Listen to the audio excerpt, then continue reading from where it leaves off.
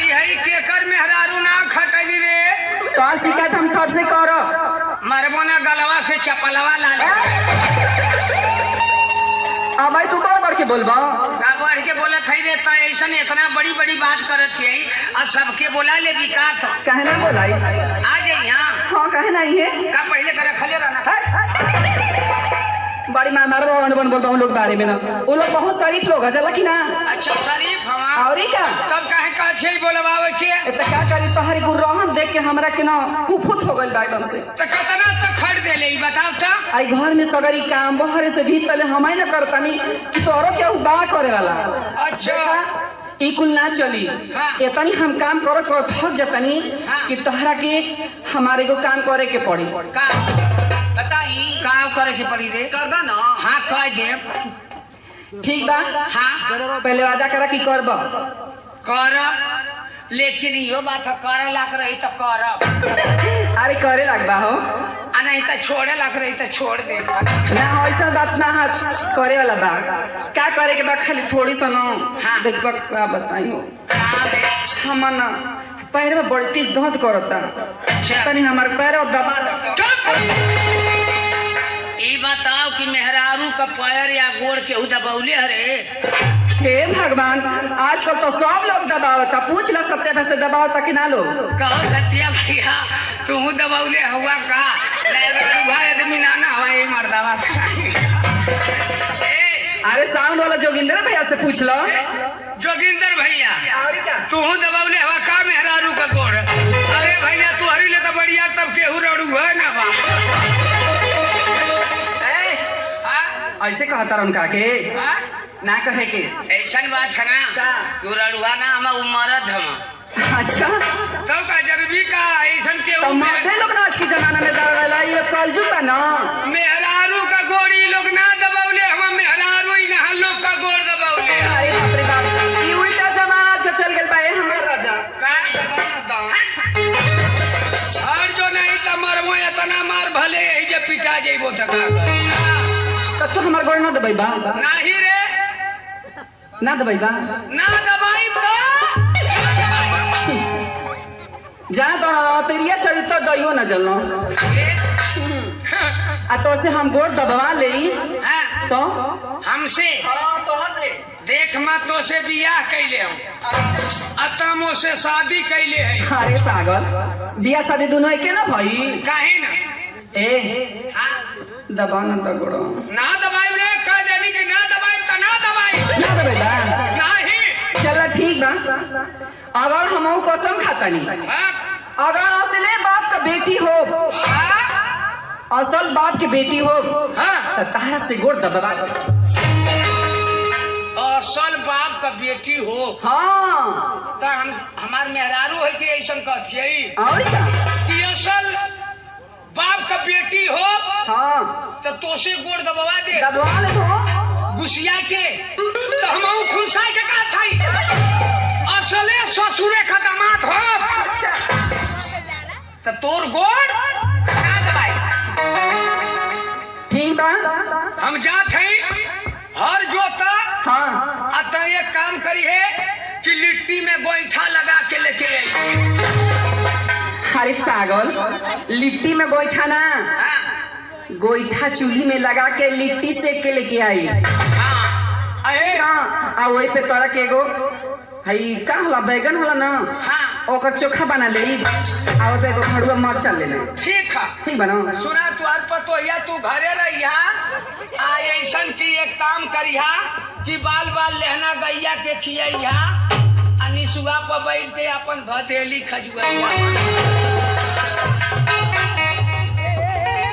हे भगवान अब तो कसम तो हम खाइए ले ली लेकिन गोड़ दबाई तो कैसे दबाई मरकिनौना से आ कुछ तो उपाय करे के पड़ी।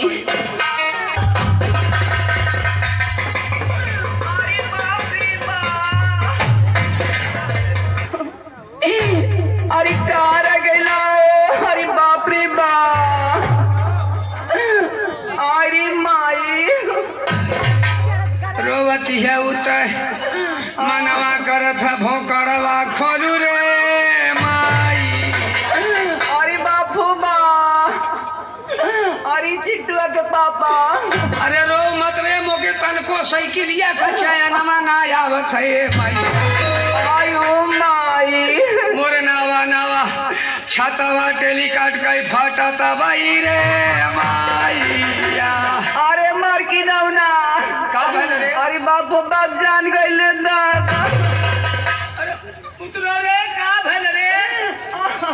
का भइल रे? अरे बापू बाप का बताइयो। अरे बता का भइल कोनो बदला का रे? इसी मार दो। अरे भगा रे माई। आई हो मैया बिच्छी मल्ला का रे? आयो माई कहाँ मल्ला रे? अरे बाप बाबी चली अंगूरिया में। जिन चिल्लो रे माहू के कटा देवी का। आई हो अरे नतिया के बेटा आई जो कहाँ ले चढ़त छिए रे? बा कहाँ ले चढ़त? भाई तई चले रे ओ। आई हो बापा ई त खड़ंजवा धैले। अरे भाई रे माईया। आयो माई कहाँ ले पहुँचले? अरे आ गइलो ये वाले। देखिए केवड़िया लेना पहुँचे रे माईया। अरे बापू बा अरे चिल्लो मत कहाँ ले पहुँचले? अरे आ गइलो करिया। देखिए दुआरिया में न हल रे माईया। कहाँ ले पहुँचले?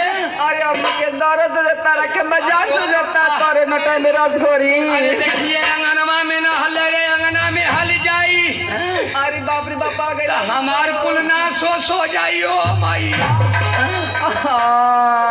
कहाँ ले चल? अरे माई रही जो रे। ए भैया केहू जनखा हो?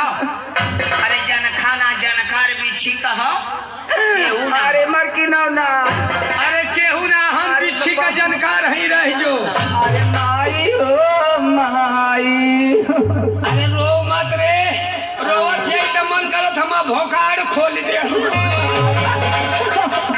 रह जो। अरे आराम ज्यादा हमके बिच्छी मल तक मजाक से जो तो करे करियावा। तोरे नसिया नसिया चढ़त ये बिछिया।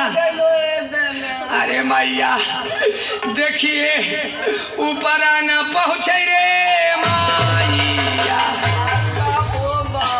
कहाँ ले पहुँचले? अरे आ गइली। आयो राजो केहू ना जानकार है। हम जानकार हैं। बिच्छी तो बहुत जाने झारना बहुत चुपचाप झारना। अहम मंत्र आज खोल के पढ़े जात हैं। वह मंत्र केहू के सीखे के रही सीख लिया। केहू के घर में केहू के बिच्छी मार दे तड़ोहा त पड़ोहा त ले जाए के अगला रे पिछुआ रे कही कोली में झाड़ दिया फीटा फीट हो जाई। अरे रह जो रे हम झाड़ देते हैं। जान निकलता था कि राजो कहाँ बनले हैं? अरे बिचलिया अंगूरिया में। राजो हम झाड़त है तनी भदेली घुसका उधर।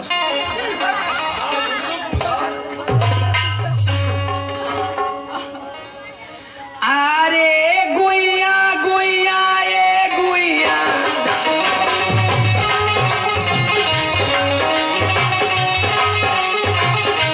आ गुइया गुइया ए गुइया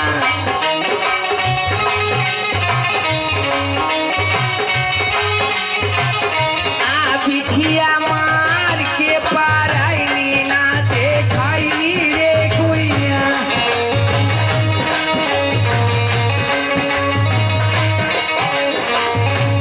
बिछिया मार के पारैनी ना देखैनी रे गुइया।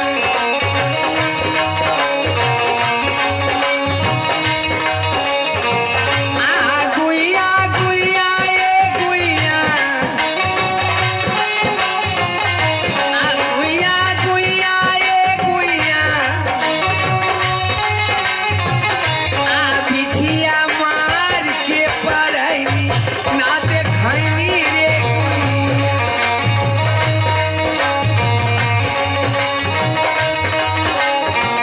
आ तू हर छिपरी ऐसन गोर आ तू हर छिपरी ऐसन गोर आ ता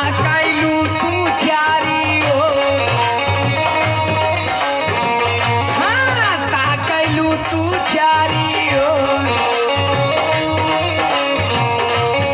तोहरे अखिया कई पुतरिया जैसे मुसुर मुसुर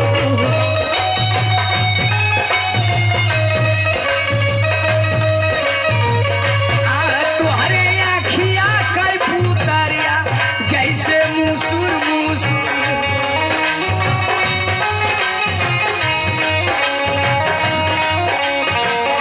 आजी आजी ए आजी आई नानी नानी ए ना मौसी मौसी ए मौसी भौजी भौजी ए भौजी आ तो हके सुइया लगाई बाई बिछिया उतारी ए भौजी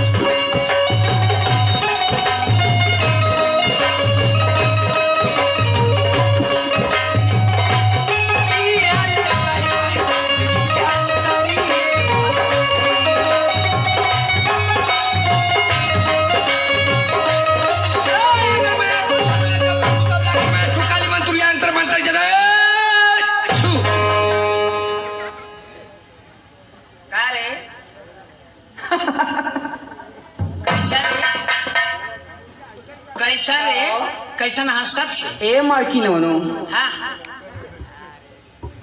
का कॉले रही हम का बात कि असले अगर बाप के बेटी हो तो तोहसे गोड़ दबवा ले हमके बीचो चीना मल रही हो हाँ ई तो एगो बहाना रहला तोहसे गोड़ दबवावे का आ तोहसे गोड़ दबवा सही कहली है हरी का मान ले गोड़ दबवा लेली हाँ कहली है कि मैं असले बाप का बेटी रहबो हाँ तो तुहसे गोड़ दबवा के छोड़बो दबवाइए ले ली दबौले रहली औरी का माहू कनो असले ससुरे का दामाद रहबो अच्छा तो तोर गोड़ ना दबैबो तई बता दबाई देनो तो का करी दोनों बतिया तो तोरे बपवा पर पड़ल का मोरी अगर हार गईला ना तो हम कहाँ हार जाते आपसे कहता नहीं कि जीवन कहब हाँ। जीवन करे के पड़ी कहाँ हाँ अब से औरी का अब से जवन कहबी हाँ हो